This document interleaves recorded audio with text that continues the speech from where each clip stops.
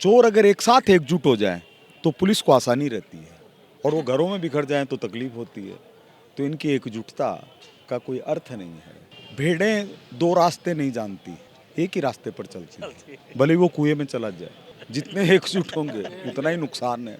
तो इसलिए उनकी एकजुटता का कोई मतलब नहीं है। भारत के अंदर तो यदि रहना होगा, वंदे मातरम कहना होगा। जितने दंगे हुए हैं ज़्यादातर वो कांग्रेस के शासनकाल में हुए हैं। टिकट दिलवाने वाले गोविंद देव जी हैं, और जिताने का अधिकार जनता को है। जनता दुत्कार देगी तो भी प्यार करेंगे, और जनता अगर सत्कार देगी तो अपना जीवन दे देंगे। पत्रकारिता जगत की जानी मानी शख्सियत और सिविल लाइंस विधानसभा क्षेत्र से भाजपा के प्रत्याशी गोपाल शर्मा जी मेरे साथ हैं। गोपाल जी, पत्रकारिता छोड़ के आप चुनाव लड़ रहे हैं, किस तरह का अभी तक का एक्सपीरियंस है? भाजपा ने आप पर विश्वास जताया है सिविल लाइन जैसी हॉट सीट पर। देखिए, शासन करने की जो जगह है, जैसे राजस्थान की राजधानी जयपुर है, और जयपुर की राजधानी विधानसभा क्षेत्र में सिविल लाइंस उसकी भी राजधानी है। तो सिविल लाइंस कभी हॉट तो होनी नहीं चाहिए, क्योंकि मस्तिष्क ठंडा रहेगा तभी वहाँ से ठीक से शासन प्रशासन चलेगा। लेकिन मैंने बहुत सारे चुनाव कवरेज किए हैं, देश में विदेश में, भारत से लेकर के अमेरिका तक। मेरे को जो सिविल लाइंस में जोश देखने में आ रहा है वो मैं पहली बार देख रहा हूँ। मुझे ये कल्पना नहीं थी कि भारतीय जनता पार्टी के कार्यकर्ता इतने ताकतवर हैं इस सीट के ऊपर। क्योंकि मैं तो ये देखता था कि ठीक है, एक बार बीजेपी जीत जाती है, एक बार कांग्रेस जीत जाती है, लेकिन अब जो कार्यकर्ताओं की ताकत देख रहा हूँ वो तो ऐसी है कि 10 विधानसभाओं के अंदर दौरे करवा दिए जाएं तो जीत लेंगे। तो इसलिए बहुत अच्छा लग रहा है, अच्छा महसूस हो रहा है। आपका सियासी विमान जो है सांगानेर के काफ़ी दिनों से घूम रहा था और लैंडिंग की कोशिश कर रहा था, पर लैंडिंग किसी और की वहाँ पर हो गई, और फिर उसके बाद सिविल लाइन से पार्टी ने आपको उतारा।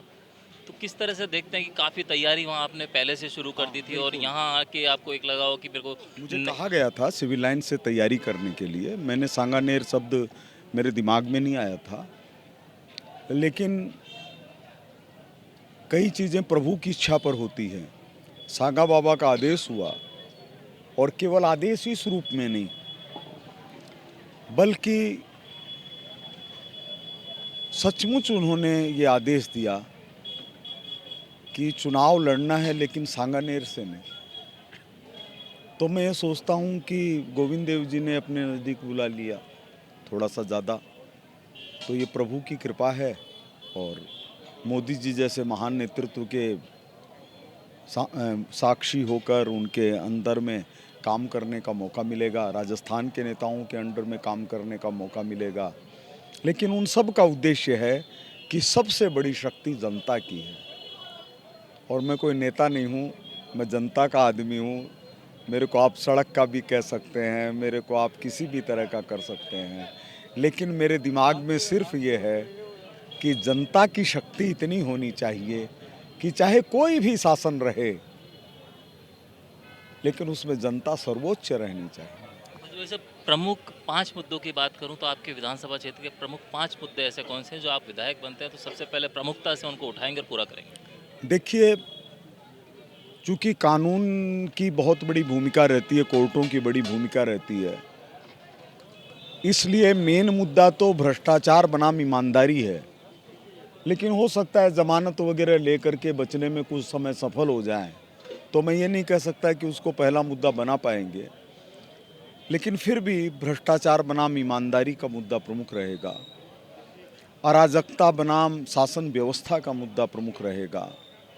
वहाँ पर जो लोगों को रहने में दिक्कतें आ रही है, लोग पानी में रहते हैं, पानी नहीं मिलता है, एक घर में पानी आ रहा है, दूसरे में नहीं आ रहा है, बहुत गरीबी में फटे हाल के अंदर लोग रह रहे हैं, उसके लिए मौलिक विकास का प्रयत्न करेंगे। इसी तरह से ये है कि राष्ट्रवाद बनाम तुष्टीकरण का ये चुनाव है, और हम लोग ऐसा नहीं होने देना चाहते कि इस देश के अंदर रह करके कोई वंदे मातरम बोलने में भी अपना अहंकार समझे, क्योंकि संविधान की गारंटी है कि हमारे यहाँ वंदे मातरम राष्ट्रगीत है, जनगण मन राष्ट्रगान है। कोई राष्ट्रगान और राष्ट्रगीत का अपमान करना चाहे तो वो संभव नहीं है भारत के अंदर। उसके लिए उनको कहीं और जाना होगा। भारत के अंदर तो यदि रहना होगा, वंदे मातरम कहना होगा। अहंकार की बात आपने की, मैंने पहले भी आपकी कवरेज की, पहले भी मैंने सुना कि आप कहते हैं हर अपनी स्पीच में कि यह चुनाव गोपाल शर्मा का नहीं, नहीं यह है। चुनाव अहंकार वर्सेस विकास है। अहंकार बनाम जनता है। जिस जनता में शक्ति भरी है राज तिलक करने की, उस जनता में शक्ति भरी है मुकुट उतार लेने की। तो अहंकार शब्द क्यों इस्तेमाल किया जा रहा है? अहंकार इसलिए कि जो शासन करने वाले लोग हैं, जो जनप्रतिनिधि हैं, इनका अहंकार इतना ज़्यादा हो गया है कि गर्दन की हड्डी टेढ़ी हो गई है। मुझे खतरा ये है कि इनको धनुष बाएं नहीं हो जाए। इसलिए अहंकार का मुद्दा, मतलब चिंता ये है, उनके स्वास्थ्य की चिंता है। क्योंकि मैं तो उनसे उम्र में बड़ा हूँ, फिर भी मेरे को कोई कह दे तो अभी 10 किलोमीटर दौड़ जाऊंगा। और कोई मेरे से दुगनी वजन का आदमी हो तो लोग कह सकते हैं कद बड़ा है, शरीर बड़ा है, लेकिन कह दिया जाए कि सीढ़ी दौड़ करके चढ़नी है तो कहेंगे मैं बीच में एक बार बैठ जाता हूँ। ये फर्क है। हिंदुत्व की बात इस चुनाव में प्रमुखता से दिखाई दे रही है, हिंदुत्व की बात आप भी करते हैं, तो क्या सिर्फ हिंदुत्व के मुद्दे पर आप चुनाव? सिर्फ हिंदुत्व, सिर्फ हिंदुत्व, सिर्फ हिंदुत्व। सुप्रीम कोर्ट ने कहा है कि हिंदुत्व जीवन पद्धति है, ये कोई संप्रदाय नहीं है। तो हम उस आदर्श जीवन पद्धति को दिल से स्वीकार करते हैं और भारत माता का नमन करते हैं। आपके सामने जो प्रत्याशी हैं प्रताप सिंह खाचरियावास जी, वो कह रहे हैं कि बीजेपी के नेता, बीजेपी के लोग हिंदुत्व के नाम पर लड़वा सकते हैं, झगड़वा सकते हैं, मंदिरों में तोड़फोड़ करवा सकते हैं, सावधान रहना चाहिए, और आप सिर्फ हिंदुत्व की बात करें। देखिए, जितने दंगे हुए हैं ज़्यादातर वो कांग्रेस के शासनकाल में हुए हैं। फिर वो कह देंगे विपक्ष में थे इसलिए लड़वा रहे थे। अब वो कहेंगे कि सत्ता में है इसलिए लड़वा रहे हैं। तो लड़ाना, भिड़ाना, अटकाना, भटकाना, मटकना, ये सब उन्हीं की चीज़ें हैं। असली हिंदू के अंदर कभी ये नहीं हो सकता, क्योंकि देश के ऊपर अगर कोई भी तकलीफ आती है तो हम लोग कहाँ जाएंगे? हमारा तो देश है, हम कहाँ जाएंगे? हम इराक जाके शरण नहीं मांग सकते, हम सीरिया जाके शरण नहीं मांग सकते, हम पाकिस्तान जाके शरण नहीं मांग सकते। हमारे लिए तो केवल अपना भारत है। मैनिफेस्टो आज पार्टी ने आपका लॉन्च किया, संकल्प घोषणा पत्र 2023 उसको नाम दिया गया। प्रमुख चीज़ें जो हैं उसमें जो मोटी चीज़ जो है, भ्रष्टाचार और पेपर लीक के मुद्दे पर भाजपा कांग्रेस को पिछले 5 साल घेरती आई। अब उन मुद्दों की जांच करवाने के लिए एक एसआईटी का गठन किया है। किस रूप में आप इसे देखते हैं? देखिए, पेपर लीक एक प्रतीक बन गया है, इसलिए हमको तुरंत पेपर लीक का ध्यान आता है। लेकिन अगर हम गहराई में जाएंगे तो भ्रष्टाचार के अंदर एंटी करप्शन ब्यूरो में जितने मामले दर्ज हुए हैं पिछले 5 साल में, लगातार ये बयान आता रहा है कि आज इसके खिलाफ हो गया, आज उस आईएएस के खिलाफ हो गया, आज उस आरएएस के खिलाफ हो गया, आज उस पुलिस वाले के खिलाफ हो गया। लेकिन वो केवल पैसा वसूली की चीज़ है। 10% मामलों के अंदर भी चालान की अनुमति नहीं दी गई है। तो इसलिए जो ये सब कहते हैं वो इस तरह की बातें हैं जिनके मंत्री बलात्कार के आरोप में गिरफ्तार होते हों, जिनके लोग बलात्कार के आरोप में गिरफ्तार होते हों, जिनके मंत्री उन आरोपों के अंदर जेल की सज़ा काटते हों, उनको क्या नैतिक अधिकार है ये सब बातें करने का? अच्छा, कांग्रेस में अब एकजुटता की तस्वीर आने लग गई है। आज राहुल गांधी जी ने सुबह कहा कि हम एकजुट हैं, एकजुट होकर लड़ेंगे और चुनाव जीतेंगे। ये होता है, ये स्वाभाविक है।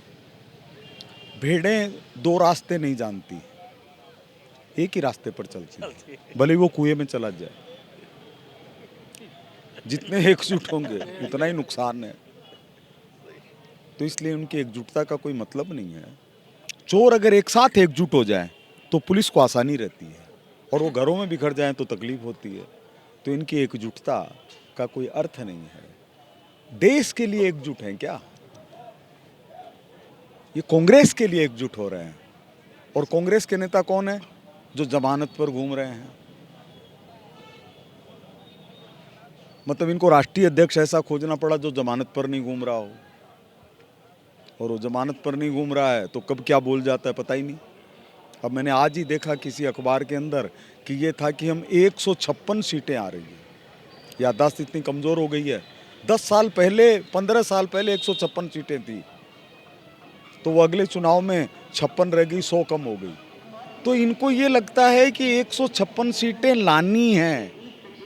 ये भूल गए कि 156 पहले आई थी जो बाद में घट के 56 रह गई। तो वो गोपाल जी शर्मा अपनी जीत को लेकर कितने आश्वस्त हैं? देखिए, टिकट दिलवाने वाले गोविंद देव जी हैं, टिकट दिलवाने वाले गोविंद देव जी हैं, और जिताने का अधिकार जनता को है। जनता दुत्कार देगी तो भी प्यार करेंगे, और जनता अगर सत्कार देगी तो अपना जीवन दे देंगे। तो ये थे पॉलिटॉक से बात करने के लिए गोपाल जी शर्मा, जिन्हें भारतीय जनता पार्टी ने जयपुर की विधानसभा सीट से प्रत्याशी बनाया है। कैमरा जर्नलिस्ट टीटू के साथ संतोष मुद्गल, पॉलिटॉक्स न्यूज जयपुर। ये है टॉक्स न्यूज नेटवर्क और आप देख रहे हैं पॉलिटॉक्स, राजनीति का कच्चा चिट्ठा।